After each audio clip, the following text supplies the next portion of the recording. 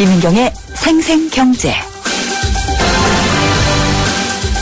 생생경제 김윤경입니다. 3만 원대 저가요금제에도 보조금이 제공될 것이라고 합니다. 시행을 앞두고 있는 단말기 유통구조 개선법 때문인데요. 보조금 차별, 드디어 시정이 될까요?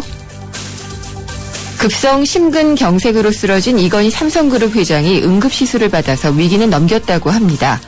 심장박동 보조기구가 도움이 됐다고 하는데요. 일각에서는 이 회장의 건강 이상 때문에 삼성그룹이 위기를 맞지는 않을까 우려를 하고 있지만 전문가들 사이에서는요. 삼성그룹은 이미 수장이 없어도 운영될 수 있는 보조장치 그리고 후계 구조를 위한 보조적인 절차도 마련이 됐다는 해석이 많습니다. 좀 잊혀졌었죠. 오늘 서해 북방 한계선 NLL 대화록 삭제 사건과 관련한 첫 재판이 열렸습니다. 대화록이 원본이냐 아니냐 팽팽한 공방이 벌어졌는데요. 검찰이 원본이라고 주장하는 대화록에 대해서 변호인 측은 최종본을 작성하기 위한 보조 자료였을 뿐이다 라고 주장했습니다. 과연 사법부가 누구의 손을 들어줄지 결과가 궁금합니다. 김윤경이 뽑은 오늘의 생생 키워드 보조였습니다.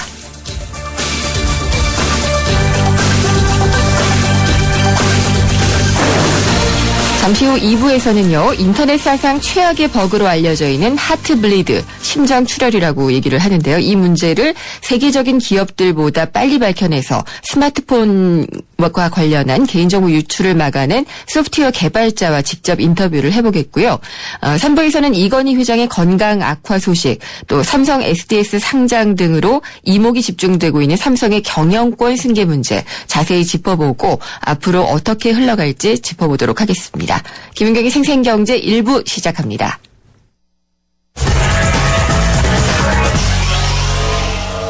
네, 오늘의 증시 어떻게 끝났는지 SK증권 명동지점 김춘석 부장과 함께 알아보도록 하겠습니다. 안녕하십니까? 네, 안녕하십니까? 네, 오늘 시장은 어떻게 마감이 됐나요?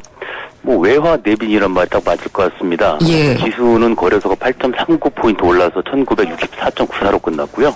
코스닥은 1.21포인트 올라서 551.4로 끝났는데, 실질적으로는 삼성전자하고 몇 개 종목이 올라서, 종합주가 지수를 올리는 그런 양상을 보였고요.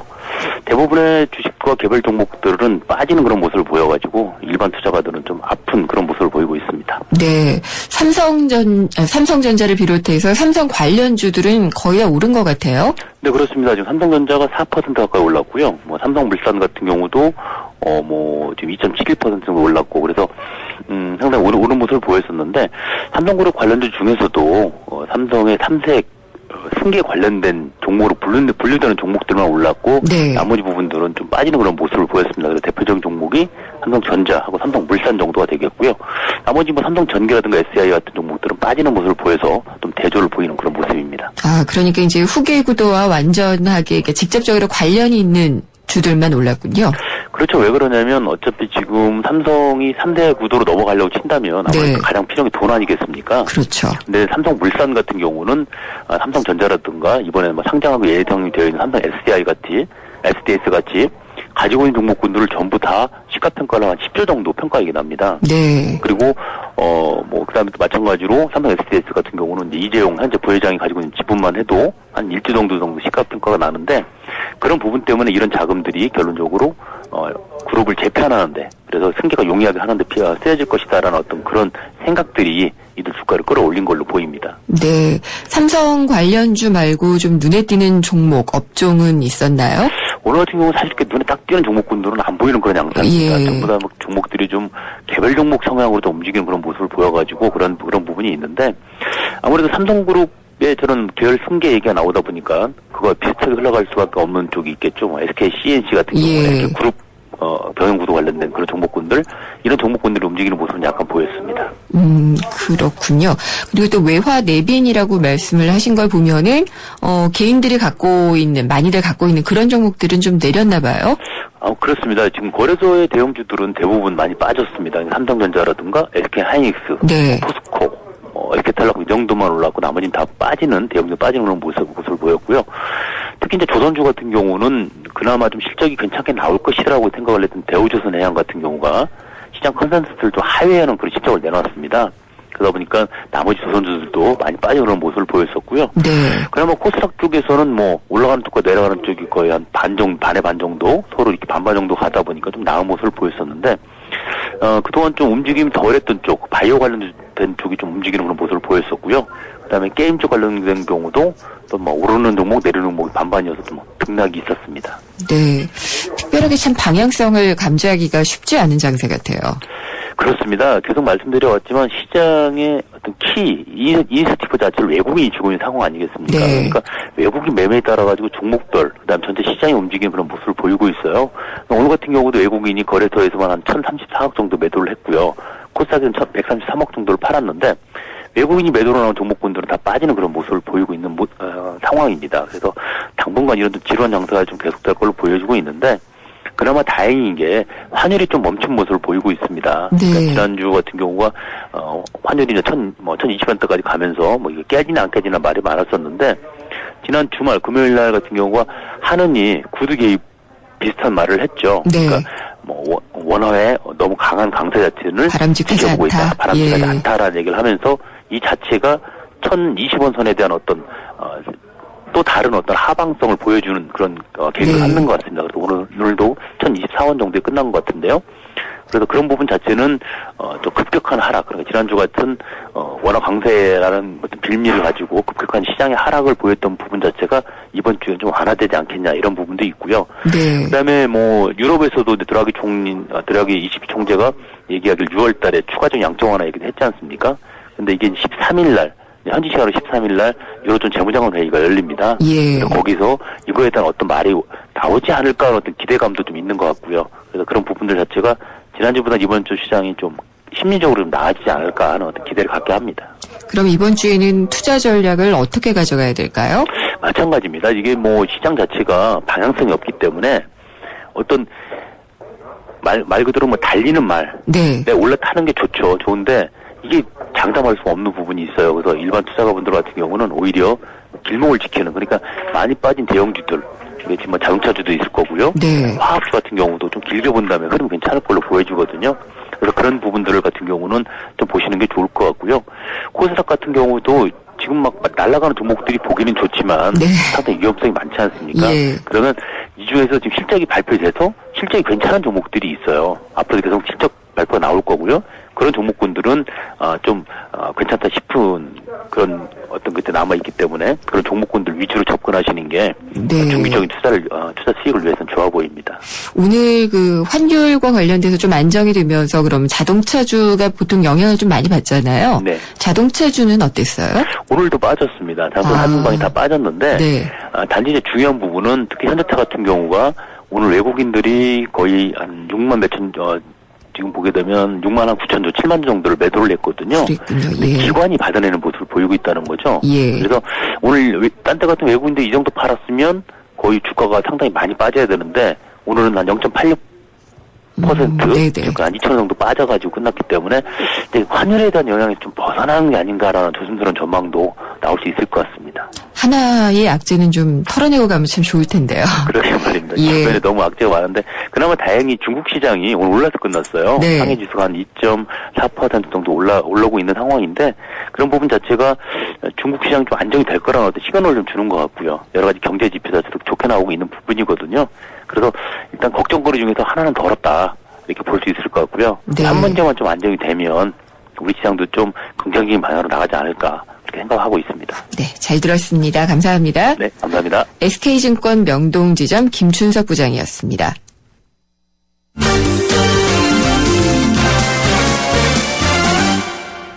오늘의 경제뉴스 정리해보겠습니다. 한국일보의 이성철 산업부장입니다. 안녕하십니까? 안녕하세요.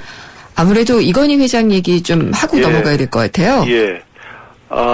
뭐 이제 토요일 밤에 네. 예, 이제 호흡 증상이 있었고 그다음에 이제 응급실로, 예. 네. 그다음에 스텐트 수술까지 한 것까지는 이미 다 이제 보도가 돼서 잘 아실 겁니다. 네. 오늘 상황을 보면은 어쨌든 지금 저체온 치료라고 그래가지고요.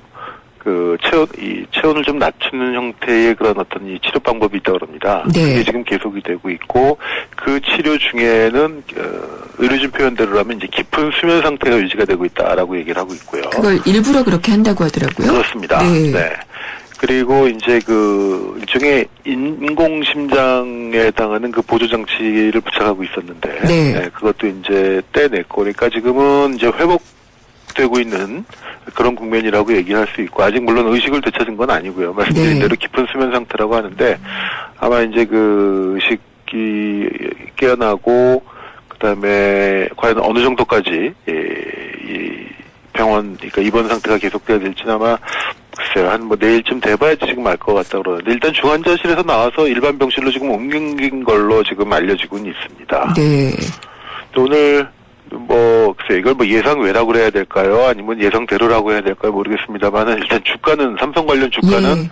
오히려 올랐습니다. 그렇죠. 그렇기 때문에 일단은 시장에서는, 이건희 회장의 이 문제를 적어도 현 단계에서는 큰 리스크로 보지 않는다는, 그런 걸 수도 있겠고, 아무튼 시간을 좀 두고 지켜봐야 될 것 같습니다. 삼성도 여러 가지 이제 준비를 그동안 해왔기 때문에, 네. 그리고 지금 당장, 이건희 회장이 무슨 유고 상태가 온다거나 그런 것은 아니기 때문에, 건강을 또 회복하는 단계이기 때문에 조금 천천히 시간을 갖고 봐도 상관은 없을 것 같습니다. 실질적으로 또 경영과 관련한 최종적인 결정은 이건희 회장이 했겠지만은요. 네. 계열사별로 해서 굉장히 좀 경영 체제가 시스템으로 잘 갖춰져 있지 않나요? 예. 네. 그동안 이제 사실 이건희 회장이 이제 일상적인 경영에는 그동안도 이제 관여를 안 해왔고, 네. 어떤 큰 의사결정이라든가 이런 걸 해왔고, 그 다음에 특히 이제 겨울철 같은 경우는 쭉 그동안 이제 해외에 많이 있었지 않습니까? 그렇죠.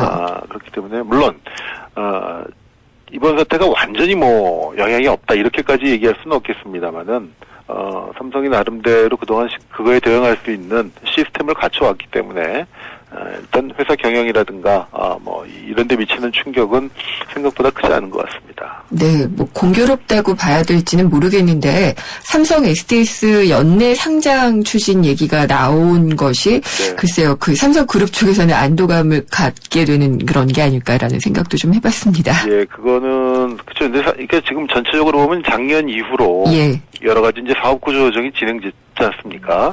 계열사 통폐합도 있었고, 네. 그다음에 사업을 이쪽으로 옮기는 작업도 있었고, 그 과정이 지금 한 2, 3년째 쭉 계속되고 있는데, 아마 큰 틀의 어떤 스케줄에 따라서 진행되고 있는 것으로 보입니다. 네. 그래서 조금 더 지켜봐야지 될 것 같고요. 그리고 이동통신사 얘기로 좀 넘어가 볼게요. 네. 영업정지가 지금 이게 단계적으로 시행이 됐잖아요. 그렇죠. 순환되면서 지금 어떻게 진행되고 있는 지금은 상태인가요? 이제 KT만 영업을 하고 있는 상태고요. 네. 이 영업정지가 지금 말씀하신 대로 3개사가 한 군데가 영업하고 2개사가 쉬는 형태로 이제 지금 돌아가면서 해왔는데, 네. 이게 이제 다음 주면 다 끝납니다. 그래서 다음 주, 그러니까 20일부터는 이제 일주일 후가 되겠죠, 약. 그때부터는 이제 3사 모두가 이제 영업 재개를 하는, 그야말로 또 한 번의 이제 혈투가 벌어질 것으로 예상이 되는데, 최근에 이제 흐름을 보면 몇 가지 주목할 만한 특징이 있는데요. 첫 번째가 휴대폰 단말기 가격이 지금 빠르게 떨어지고 있습니다. 네. 최근에 나오고 있는 신제품, 이제 펜텍이 이번에 새로 내놨고, 일본 소니도 지금 모처럼 국내에 신제품을 내놨고 하는데, 다 지금 70만원대 후반에서 지금 가격이, 출고가가 형성이 되고 있거든요. 네. 근데 아시는 것처럼 한 1, 2년 전만 하더라도 신형 스마트폰은 거의 100만원 그렇죠. 넘어가는 제품도 있었죠. 예. 근데 지금 어떻게 보면 출고가 기준으로만 본다면 20만원 이상이 떨어진 건데, 돌려 말하면 이거는 가격에 거품이 빠지고 있다, 이렇게 볼 수가 있겠습니다. 기왕에 이제 100만원대의 휴대폰 가격이라는 거는 결국 그 안에 소비자들이 어차피 100만원 다 주고 살 사람은 없기 때문에, 그리고 워낙 이 불법적인 보조금, 과잉 보조금이 많았기 때문에 그것과 보조금으로 빠져나갈 것까지 감안을 해서 아예 출고가 자체가 좀 높게 책정이 됐던 그런 측면이 분명히 있는 것 같습니다. 네. 근데 이제 단말기법, 이 유통법, 이른바 단통법이라고 단통법? 불리는, 예. 그 법안도 이제 통과가 돼서 10월부터 시행이 되고요.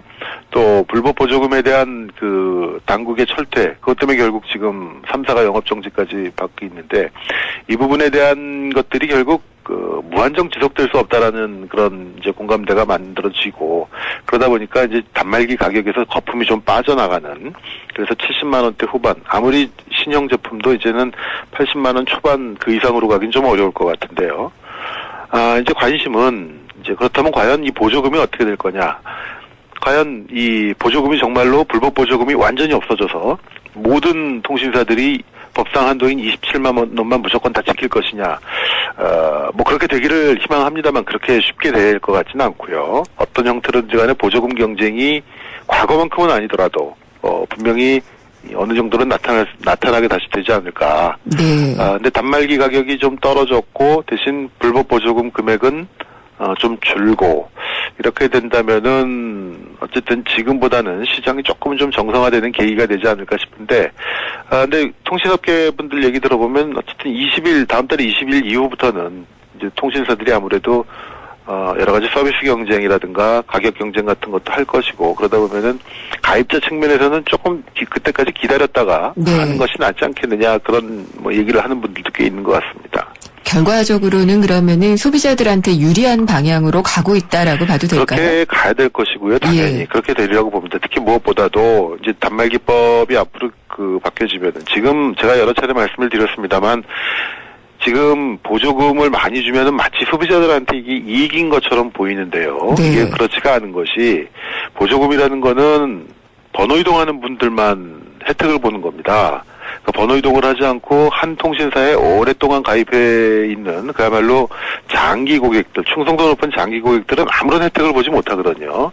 근데 이 새로 이제 시행이 되는 단말기법이라는 거는 자기가 보조금, 번호 이동을 한다거나 기기 변경을 할 때 보조금을 안 받고 나는 요금을 할인을 받겠다. 네. 장기 고객도 선택할 수 있는 것들이 굉장히 많아지게 되거든요. 그러니까 아무래도 이제는 막 옮겨 다니는 고객보다는 오히려 장기 고객들한테 좀 혜택을 주는 쪽으로 네. 시장이 조금씩 바뀌어가게 되지 않을까 예상이 됩니다. 그게 상식적이겠죠. 네. 예.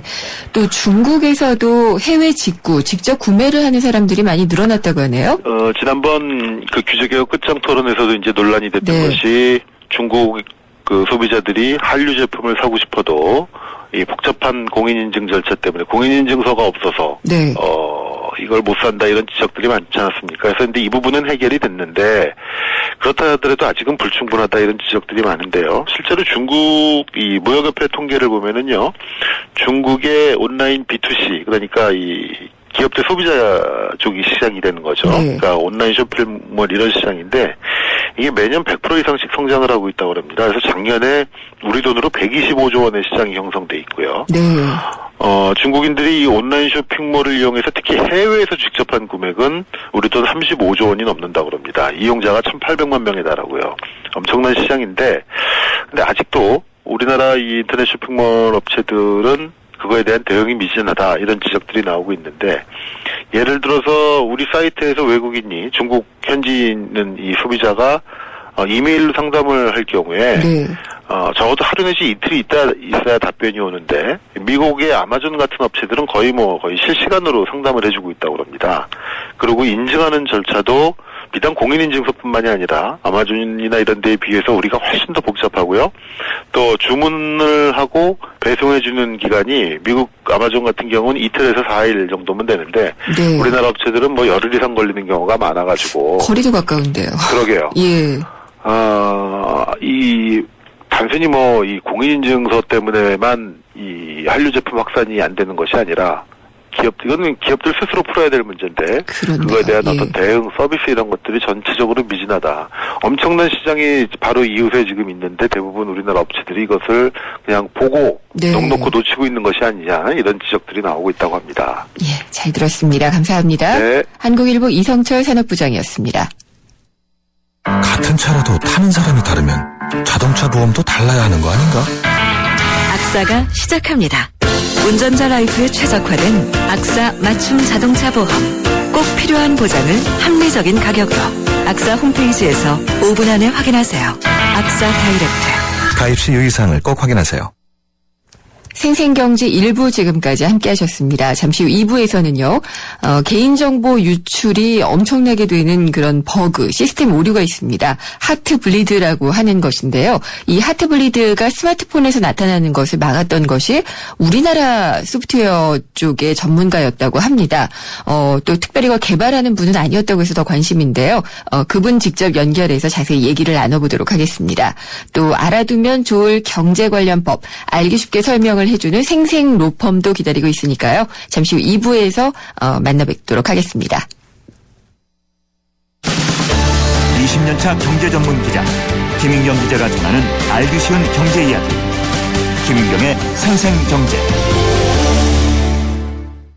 저는 대한적십자사 재난안전교육팀의 김성환이라고 하고요. 서울시청 앞 광장에서 그 시민들을 위한 합동 분향소를 지금 함께 운영을 하고 있습니다. 사고가 터진 이후에 그 시청 앞 광장에 합동 분향소를 마련해서 유가족들이나 이제 사망자를 위한 그런 분들을 위한 시민들의 이런 활동 장소를 저희가 같이 지금 제공을 하고 있고요. 자원봉사자분들께서 다들 와서 아침 일찍부터 오셔가지고 준비하셔가지고 저녁 늦게까지 같이 활동하고 계십니다. 이런 일이 있어서도 안 됐지만 너무 어린 친구들이 구할 수 있었는데 구하지 못했다는 게 너무 약간 죄책감 같은 것도 좀 있었고, 모금하는 주체들이나 이런 사람들이 신뢰가 가는 집단이 얼마나 있는지 잘 모르겠어요. 유족들에게 직접적으로 유족들이 그걸 진짜 원하는 건지도 잘 모르겠고. 시기적으로 지금 모금 얘기를 하는 것은 시신이라도 다 찾아놓고 어차피 정리단계를 거쳐야 할 텐데 그건 필요하다고 보는데, 아이들도 있고 해서 남일 같지 않고 그래가지고 오게 됐어요.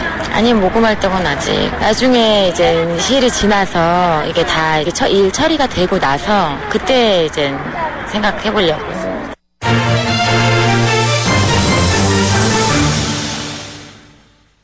장바구니 생생경제 들어보셨는데요. 오늘은 박화영 리포터가 세월호 모금 현장을 다녀왔습니다. 지금 전 국민적으로 추모를 하고 있는 만큼 모금에 대해서도 관심이 많으실 텐데, 안전행정부에서 밝힌 것을 보니까 불법 모금이 있다고 합니다. 그래서 성금 모금을 등록하지 않은 단체에는 내지 않도록 주의를 하시라고 하는데 꼭 확인을 해보시기를 겠습니다. 세상의 베이스가 되다 포스코 협찬으로 김윤경의 생생경제 2부 시작하겠습니다. 생생경제 참여 방법을 알려드릴게요. YTN 라디오 앱 예스가 있고요. 짧은 문자는 50원, 긴 문자는 100원이 부과되는 휴대전화 우물정의 0945번, 트위터는 YTN_이코노미고요. 웹사이트로도 보내주십시오. 여러분의 많은 의견 기다리겠습니다. 한때 보리 하나로 콜라와 싸워 전설이 되신 분이 계셨지. 국내 최초 보리탄 산업료로 콜라의 아성을 흔들었던 맥콜. 인생을 맛보리 맥콜. 여러분, 잘생겼다는 말 지금까지 몇 번이나 들으셨어요? 아니, 얼굴 말고요. 우리 모두 이 세상에 잘생겨났잖아요. 서로 잘생겼다 칭찬해 주자고요. 잘생겼다 LDA SK텔레콤. 김인경의 생생경제. 하트 블리드라는 말 들어보셨나요? 이게 심장이 피를 흘리다, 그러니까 심장 출혈을 뜻하는 원래는 의학 용어입니다. 근데 이런 모습으로 정말 심장 출혈이 되는 것처럼 개인정보가 마구잡이로 빠져나가는 것을 의미하는 그런 말입니다. 암호화된 데이터를 주고받는 공개 프로그램에서 해커가 사용자 정보를 몽땅 정말 빼내갈 수 있는 보안 허점이라고 하는데요. 인터넷상으로는 지금 구글, 페이스북, 트위터 이런 대형 업체들이 아주 긴급하게 나서서 오류를 수정하고 있습니다. 근데 이게 또 스마트폰 사용자들에게도 상당히 문제가 될 수 있는데 이걸 막아낸 것이 마치 네덜란드의 그 소년이 방파제에서 손으로 그 파도를 막아냈듯이 우리나라에 있는 한 개발자가 이걸 알려가지고 대응을 했다고 하네요. SK 플래닛에서 스마트폰 앱의 성능 최적화를 담당하고 있는 분이 바로 그 주인공입니다. 전병권 매니저인데요. 궁금한 게 많아서 전화로 연결을 해봤습니다. 자세한 얘기를 나눠보도록 하겠습니다. 전병권 매니저 전화 연결되어 있죠? 안녕하십니까? 네, 안녕하세요. 아, 예, 이렇게 상냥하게 또 말씀을 조금 더 크게 당당하게 얘기를 해주셔도 좋습니다. 네. 하트블리드 버그, 이게 뭐 외신상으로는 상당히 화제가 됐었어요. 네. 근데 우리나라에서는 그냥 뭐 보안 허점이다 정도로만 알고 있는 분들도 많은데 이게 뭔지 일단 설명 부탁드릴게요. 아, 네. 보통 저희가 이제 브라우저를 통해서 웹페이지를 접속하게 되면요. 네. 뭐 메일이나 은행 사이트 같이 개인정보를 많이 포함되고 있는 페이지 접속하게 되면 보통이 평소 때보다는 좀 강화된 연결을 이용하게 됩니다. 예. 네, 보통 주소창이 뭐 녹색으로 변하는 거 많이 보셨죠? 예, 봤어요. 네, 그런 게 보안이 강화된 연결을 제공하는 기능이 제공되고 있었는데 그 기능을 통해서 예. 서버에서 사용하는 어떤 특정 메모리 영역을 뭐 이렇게 공격자가 읽을 수 있는 버그가 네. 존재하고 있었어요. 그래서 그게 네. 하트블리드 버그라고 불렸고, 예. 그걸 이제 공격자가 서버에서 데이터를 이렇게 읽어가게 되면 네. 나중에 뭐 그 보안이 강화된 연결임에도 불구하고 그 보안이 그 연결해서 데이터를 주고받는 데이터를 공격자가 몰래 살펴볼 수 있는 그런 문제가 있었어요. 근데 하트블리드라고 얘기하는 건 특별한 의미가 있나요? 사실은 그 버그가 하트비트라는 네. 그런 기능에서 유래된 버그라서 예. 그 약간 그 이름을 이용해서 그 하트블리드라는 이름을 정한 것 같아요. 하트비트라고 하면은 심장 박동 아닌가요? 예, 맞아요. 아, 그게 그게 원래 기능은 예. 그 데이터가 계속 연결이 유지될 수 있도록 이렇게 계속 이게 연결을 끊으면 네. 계속 좀 더 많은 데이터가 사용이 되는데 계속 연결을 유지하고 있으면 조금 예. 더 작은 데이터로 그 데이터를 유지할 수 있게 돼서 그런 기능을 사용하고 있어요. 네, 이게 블리드라고 하니까 네. 굉장히 치명적이다 이런 생각이 드는데 그런 거죠? 그렇죠. 예. 공격자가 서버의 데이터를 몰래 읽어갈 수 있으니까 네. 거기 서버에 어떤 데이터가 저장되어 있는지 모르니까 위험한 데이터가 존재할 수 있는 거죠. 근데 이 오류를 스마트폰에서 발견하셨다고 들었어요. 네. 사실 제가 발견했던 버그는 네. 그 하트블리드 버그 그 자체는 아니었고요. 예. 그 제가 관련된 다른 버그를 수정했는데 그 버그가 영향을 미쳐서 결국에 나중 2년 후에나 발견된 네. 하트블리드 버그를 막을 수 있게 된 거죠. 그러면은 언제 어떤 식으로 발견하신 거예요? 제가 발견했던 버그는 그 2010년 안드로이드 새 버전이 나왔을 때 네. 제가 다니던 회사에서 사내 네트워크가 접속이 안 되던 버그가 있었어요. 네. 원래 그 전 버전에는 접속이 잘 되다가 그 다음 새로 버전이 나왔는데 접속이 안 되길래 그 안드로이드는 원래 오픈소스로 제공되고 있기 때문에 제가 직접 소스를 살펴봐서 예. 뭐가 문제가 있는지 어떤 부분을 고치면 이 문제가 해결될 수 있는지를 좀 살펴봤었죠. 그래서 예. 그걸 문제를 발견하고 그 버그를 리포팅을 하게 된 거죠. 버그를 리포팅, 그러니까 오류만 알려주신 거예요? 아니면은 오류를 이렇게 하면은 뭐 막아낼 수 있다 이런 개선점까지 알려주신 건가요? 예, 제가 찾았던 버그에 대해서는 네. 제가 이제 어떻게 하면 이 문제를 수정할 수 있다 이렇게 네. 제안을 했었고요.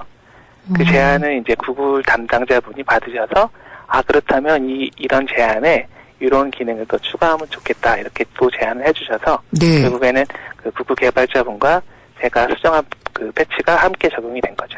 그러면은 전병건 매니저께서는 원래 전공이 이런 쪽이세요? 전공은 제가 원래 사실은 전에 보안 쪽 회사에 다니고 있었고요. 그래서 네. 그런 관심은 계속 갖고 있었어요. 아, 그렇군요. 그래도 이렇게 또 아무리 오픈되어 있는 소스라고는 하지만 이렇게 직접 또 발견해서 알려주기는 쉽지 않을 것 같은데요. 네, 사실 뭐 딱 당장 하라면 하긴 어렵지만 네. 제가 그 GDG 코리아 안드로이드라는 커뮤니티의 운영자도 맡고 있거든요. 네. 그런 예. 그 커뮤니티에서 그 주최한 모임들을 통해서 네. 그 오픈소스에 기여하는 방법들 그리고 오픈소스에 참여하고 네. 거기서 어떤 뭐 즐거움을 얻어가는지 이런 것들을 좀 알고 있었기 때문에 네. 좀 적극적으로 해볼 수 있었던 것 같아요. 그러면은 구글에서는 굉장히 고마웠을 것 같아요. 안드로이드 진영을 지금 뭐 앤디 루빈인가 그분이 아직도 지휘하고 있나요? 그분은 다른 쪽으로 가셨나요? 같고요. 네. 예, 혹시 뭐 그쪽에서 이렇게 포상 이런 건 없었어요? 저도 사실 제가 2년 전에 패치를 제공한 거라서 네. 저도 잊고 있었어요. 사실 제가 하트브리드가 나왔을 때 예. 제가 거기에 관여를 했구나라는 생각도 전혀 못하고 있었는데 네. 다른 분께서 그걸 뭐 이런 게 있었는데 다른 버그로 이게 막혔다라는 네. 걸 공유해 주셔서 찾다 보니까 제 이름이 있어서 깜짝 놀라서 공유를 했더니 구글 내부에서도 네. 그걸 이제 공유해서 네네. 뭐 이렇게 내부에서도 좀 논의가 오갔었나 보더라고요. 그리고 연락이 와서는 저한테 뭐 크롬캐스트나 네. 뭐 구글에서 주는 뭐 악사레를 같은 거를 보내주셨어요. 아니 이제 와서 얘기를 하고서 구글 그러니까 크롬캐스트는 이 방송 보는 거잖아요. 네네. USB 같은 거. 네. 그러면은 거의 돈으로 받으신 건 아니네요. 뭐 돈은 아니죠. 예, 그냥 고맙다. 네, 고맙다는 마음을 표시해 주시더라고요. 아, 그렇군요. 근데 사실 이게 그 어떤 돈 같은 인센티브가 주어지지 않아도 이런 걸 굳이 또 찾아서 발견하고 또 그 문제점을 알려주고 하는 이런 것들은 굉장히 귀찮잖아요. 귀찮을 수도 있죠. 네, 근데 어떻게 이렇게 하고 계신가요? 사실은 그런 버그가 있다는 게 네. 제가 어떤 필요한 기능이 제대로 동작하지 않고 있다는 걸 말하고 있거든요. 네. 그래서 사실 버그를 수정해서 뭐 기여한다 이런 의미보다는 제가 당장 급했던 저한테 꼭 필요했던 기능을 직접 한번 수정해보자. 네. 그래서 그런 좀 기쁨을 얻어보자 하는 그런 것도 같고요. 직접 네. 제가 참여를 해서 뭐 구글 안드로이드 소스에 조금이라도 기여하면 좋겠다라는 그런 마음이 좀 컸죠. 네. 구글에서 이거는 채용을 해가도 이거는 모자랄 것 같은데. 요즘 같은 경우에도 여러 가지 다른 프로그램들 뭐 이런 것들 좀 시험을 해보거나 문제를 발견하거나 그런 적이 있으셨어요? 사실 요새 업무로서 하고 있는 뭐 안드로이드 테스팅 관련해 그런 관심을 많이 두고 있는데요. 네. 뭐 거기 관련해서도 이렇게 아직 정확히 파악된 건 아닌데 뭔가지 별 버그 같은 게 있어서 좀 더 면밀히 살펴보고 있어요. 네. 스마트폰 OS는 안드로이드만 써보셨나요? 아이폰도 뭐 써보긴 했죠. 예. 근데 아무래도 이제 오픈되어 있는 안드로이드 같은 경우가 좀 이런 공격이 많이 있는 편이겠죠? 공격이 뭐 많이 있을 수도 있는데 네. 오히려 그 오픈되어 있기 때문에 많은 사람들의 저 같은 많은 사람들의 네. 참여에 의해서 쉽게 보완이 되고 네. 더 빨리 보완이 된다는 또 장점도 있을 것 같아요. 장단점을 다 가지고 있는 그런 부분이군요. 네. 예, 오늘 말씀 잘 들었습니다. 감사합니다. 네. 전병권 SK플래닛 매니저였습니다.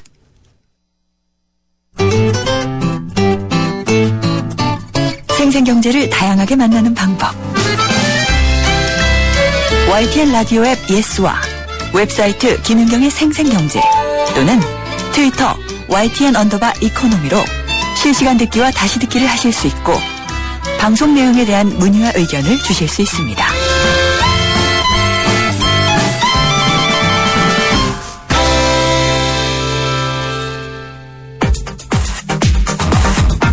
모르면 당하는 경제 법률 생생로펌.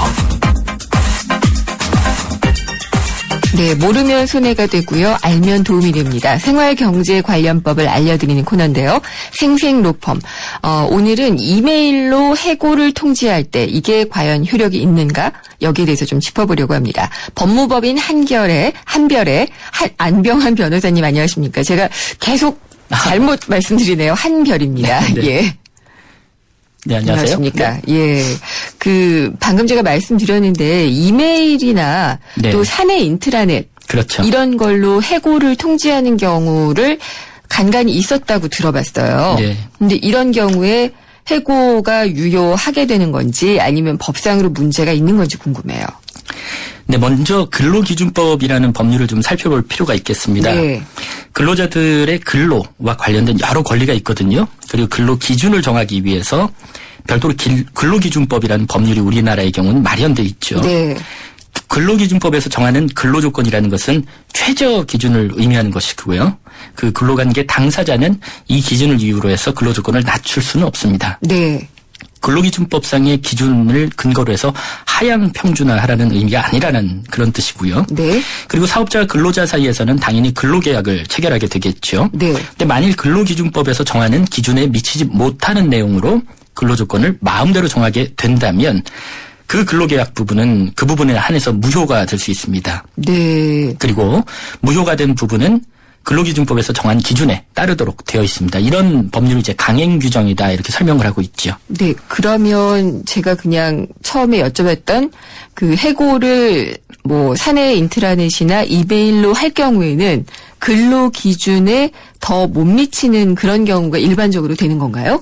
그렇죠. 일반적으로 해고의 경우에는 우선 정당한 해고 사유가 존재해야 되겠죠. 네. 그리고 해고 당사자에게 뭐 해고 사유와 관련해서 다툼이 있을 수 있기 때문에 한번 정당한 이유가 있는지 말해봐라 이런 소명의 기회를 부여를 해야 되고요. 네. 인사위원회라든지 내부적으로 정해진 어떤 소정의 해고 절차를 정상적으로 거쳐야 하는 것이 원칙입니다. 네. 그리고 이 경우 이제 사용자는요. 예. 근로자를 해고할 경우 이 경우는 뭐 경영상의 이유에 의한 해고도 포함하는 것이고요. 이렇게 해고를 하려면 적어도 30일 전에 예고를 해야 됩니다. 네. 만일 30일 전에 예고를 하지 않았을 때 이때는 31분, 한 달치죠. 한 31분 이상의 통상임금을 지급해야 된다라는 점을 근로기준법이 명시하고 있죠. 네. 지금 뭐 드라마나 이런 데 보면 갑자기 넌 오늘 해고야. 그렇죠. 예. 내일부터 나오지 마 이렇게 네. 얘기하는 경우를 볼 수 있는데 법률상으로는 부당하다 이런 취지고요. 네. 그리고 해고 통보를 하는 경우를 보면요. 요즘 이메일을 너무 많이 쓰고 있기 때문에 그런지는 몰라도 종종 사업자가 일방적으로 이제 구두로 해고를 통보하는 경우도 많고요. 네. 그런데 현행 근로기준법의 내용을 보면요. 해고 사유를 반드시 서면으로 알리도록 그렇게 법률은 규정을 하고 있습니다. 그럼 이것 이 때문에 서면에 이게 해당이 되느냐 아니냐가 문제가 되겠군요. 그렇죠. 그것 때문에 예. 이제 문제가 되는데요. 네. 이에 따라서 이제 그 근로기준법의 위반 여부를 조사하고 이제 법을 집행하는 실제 그 지방노동위원회에서는 실무를 보면요. 구두 통지는 물론이고 휴대폰 문자로 그냥 해고 통보를 하는 경우도 네, 상당히 그런 경우 있다고 많거든요. 들었어요. 그렇죠. 예. 그리고 이메일로 해고 통지를 한 경우를 모두 무효에 해당한다 이렇게 유권 해석을 해서 관련 분쟁에 있어서 이를 기준으로 결정을 해온 경우가 많았습니다. 네. 그러면은 지금까지 판례나 뭐 이런 걸로 본다면은 이메일 해고 통지는 서면이 아닌 걸로 얘기가 되고 있는 거네요. 아닙니다. 이 부분에 대해서는 이제 이메일이 과연 서면으로 볼 것인지 논란이 네. 조금 있었고요. 네. 최근에도 하급심 판례가 이 부분에 대한 판단을 한 바가 있기 때문에 제가 이슈를 한번 뽑아봤고요. 예. 그 전에도 대법원이 근로기준법상의 해고 통보의 방법으로 이메일 통지가 문제가 있는지 이 부분에 대해서 판단을 해준 선례가 있었죠. 네. 그 관련한 구체적인 예를 들려주시면 좋을 것 같아요. 네, 실제 사안이었습니다. A씨는 직장에서 해외 연수 대상자로 선발이 돼서 2년 동안 미국의 모 대학에서 석사 과정을 이수하기 위해서 유학을 떠난 사안이었습니다. 네. 근데 A씨는 연수 기간 중에 학업의 지연 등을 이유로 해서 몇 차례 회사에게 연수 기간 연장을 요청해 오다가 체류 기간이 길어지면서 회사가 계속적인 기간 연장을 인정해주지 않았었고요. 네. 이 과정에서 회사 측이 내부적으로 회사 인사위원회에 해고 결정을 하게 되면서 그 내용을 A씨에게 이메일로 보내준 것이죠. 네. 해고 통지가 이메일로 이루어졌다는 것을 의미하고요. 네. 이에 대해서 이제 A씨는 해고 통지 방법이 근로기준법을 위반한 것이다라는 취지로 회사를 상대로 예. 해고 무효 확인 소송을 제기했던 사례가 있었습니다. 결과는 어떻게 된 건가요, 그러면? 네, 우선 근로기준법 27조를 읽어드리면요. 네. 우선 해고 사유 등의 서면 통지라는 제목으로 제1항에서 사용자는 근로자를 해고하려면 해고 사유와 해고 시기를 서면으로 통지해야 된다. 이렇게 규정하고 있고요. 네. 이어서 제2항에서는 근로자에 대한 해고는 제1항에 따라 서면으로 통지해야만 효력이 있다. 이렇게 분명히 하고 있는 부분이 있죠. 이처럼 예. 뭐 근로기준법이 해고 통지를 반드시 서면으로 하도록 규정하고 있는 것과 관련해서 법원은 이 사안의 경우를 보면 A씨는 그동안 회사 측과 이메일을 통해서 의사를 교환했던 점을 좀 예의주시했고요. 결국 이런 과거의 의사소통 과정의 선례를 들어서 법원은 이 경우 회사가 이메일을 통해서 해고 통지를 한 것이 네. 현행 근로기준법 위반이라고 볼 수 없다. 이렇게 판단을 했죠. 그러니까 이게 우리가 결제 서류를 가지고 왔다 갔다 하듯이 이메일도 그런 식으로 왔다 갔다 했기 때문에 이거는 서면에 의한 해고다. 라고 결정이 된 거군요. 그렇죠. 특히 뭐 네. 당시 이메일을 보면 뭐 네. 공식 문서인 인사위원회 의결 통보서도 첨부됐다. 이런 점을 좀 들었었고요. 예. 이메일을 이용한 해고 통지는 현행 근로기준법에서 아무런 문제가 없다. 이렇게 대법원이 판단을 했던 선례가 있습니다. 네. 그러면은 지금 이메일을 통해서 서면 해고 통지가 된 경우를 말씀을 하셨고요. 네. 그게 안 된 경우도 있었을 것 같아요. 네, 그 해고 통지를 만약에 이메일로 받지 못하고 네. 구두상으로라든지 서면으로 이루어지지 않는 경우에는 네. 앞서 제가 근로기준법을 읽어드렸던 바와 같이 네. 그 해고 통지 자체가 무효가 되기 때문에 다시 사측이 그 근로자를 해고하기 위해서는 정상적인 절차를 거쳐서 네. 해고 통보도 서면으로 정식으로 적법하게 해야만 해고의 효력이 있다 이런 의미입니다. 그러면은 휴대폰 문자 메시지 같은 경우에는 어떤 식으로 뭐 소송이 붙어서 뭐 누가 승소하고 이런 케이스가 또 있나요? 휴대폰 문자는 그 네. 서면을 볼 수 없다는 취지고요. 예. 그 단순히 문자로만 그 근로자에게 예. 내부터 나오지 마라 이런 해고 통지는 무효가 되겠죠. 네, 그렇군요. 근데 저 반대로 이메일로 사표를 제출하는 경우도 봤어요. 네. 예, 문자로 통보한 그런 경우도 봤고요.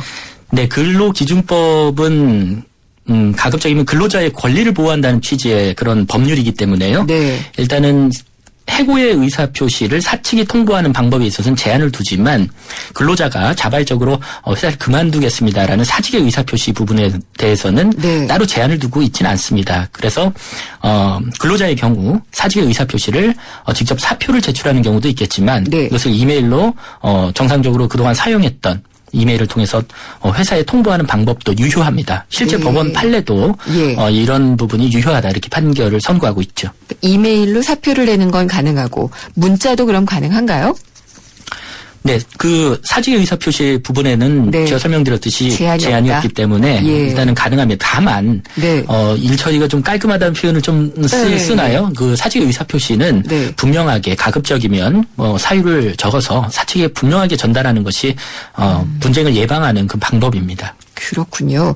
그러니까 이제 이게 해고를 할 때 사측에서 볼 때는 분명하게 어떤 물적 증거를 남겨서 서면에 준하는 이메일로 보내줘야지 되는 거고, 네. 반대일 경우에는 큰 문제는 없지만 일 처리를 깔끔하게 하기 위해서는 예. 이렇게 하는 게 좋다라고 말씀을 하셨는데요. 해고 같은 경우에 그런데 서면으로 받는 그런 게 뭐 어떻게 되나요? 바로 불러가지고 그냥 서면으로 주는 건지 아니면 뭐 우편으로 보낼 수도 있고 여러 가지 방법은 있을 것 같아요. 그 의사표시만 서면으로 이루어지면 된다라는 것이고요. 네. 그 취지는 이제 근로자가 해고 통지를 받을 때 네. 근로자의 생계라든지 여러 가지 이런 부분이 큰 영향을 미치게 되잖아요. 네. 따라서 이제 즉흥적으로 구두상으로 통보만으로 쉽게 직장을 잃게 네. 해서는 안 된다. 이것은 부당하다. 이런 취지가 담겨 있는 것이고요. 네. 그리고 향후에 이 해고가 정확한지 아니면 적법하지 않은지 이 부분에 대해서는 다툴 여지가 충분하다면 네. 근로자의 향후 그 권리 행사를 위해서도 명확하게 근거를 마련해둘 필요가 있겠죠. 네. 이런 취지에서 이제 이메일 통지라든지 이런 부분이 좀 논란이 있었던 부분이고요. 네. 문서에 의한 경우로 봐야 되느냐 이 부분이 논란이 약간 있었던 내용이었죠. 그렇군요. 역시 이게 온라인으로 많은 것을 하다 보니까 이런 것들도 유권 해석이 많이 필요했던 것 같은데 법이 좀 개정되지는 않을까요? 뭐 이런 것들을 좀 넣어서요, 보충하는. 네, 현실적으로 지금 상황이 바뀌면 네. 법률의 개정 여부가 당연히 문제가 되겠지만 예. 지금 같은 경우에 대법원 판례가 존재하기 때문에 이 경우에는 근로자의 어떤 권익 보호를 명확하게 하기 위해서 네. 대법원 판례의 어떤 그 내용을 입법에 반영하는 것도 한 방법일 수 있겠고요. 네. 이 경우 서면의 경우에는 예를 들어 전자 메일이라든지 이런 취지도 가능하다는 취지로 법 개정하는 것도 네. 나쁘지 않다고 생각합니다. 그렇군요. 지금 말씀 나누는 가운데 문의가 들어왔는데요. 0843님이에요. 일을 그만둔 뒤에 고용보험을 받을 수 있는 조건이 궁금하다고 하셨어요. 그러니까 내부적인 압박 때문에 결국은 이제 사실상 눈치로 그만뒀지만 서류상으로는 개인적인 사정 때문에 사직한 걸로 아마 그 사직서를 제출을 하셨나 봐요. 네. 이런 경우에 구제받을 수 있는 방법이 법적으로 없을까요? 라고 하셨습니다. 일단은 그 고용보험이 적용 가능한 사업장인지 여부는 살펴봐야 되겠지만 당연히 예. 된다라는 것을 전제로 해서요. 그 부분에 대해서는 이메일로 그 인터넷을 통해서도 민원 제기가 가능하거든요. 네, 따라서 어디다가 하면 되나요? 그 근로복지공단에다가 네. 신청하시면 될 겁니다. 그래서 그 부분을 좀 확인하시면 될 것 같습니다. 그러면 회사 측이 이게 결국은 개인적인 사정이라고 사직서를 제출을 했지만 뭐 어떤 경우 불가피해서 고용보험을 받을 수 있는 조건이다라는 거를 증명을 해줘야 되겠네요. 네, 그렇습니다. 예, 그런 경우에 근로복지공단을 통해서 알아보시면은 고용보험 받을 수 있는지 여부를 확인하실 수가 있을 것 같습니다. 역시 법이라 좀 쉽지 않은 단어들과 사안이 오가는데요. 오늘도 좀 깔끔하게 정리를 해주셨습니다. 말씀 잘 들었습니다. 네, 감사합니다. 법무법인 한별의 안병한 변호사였습니다.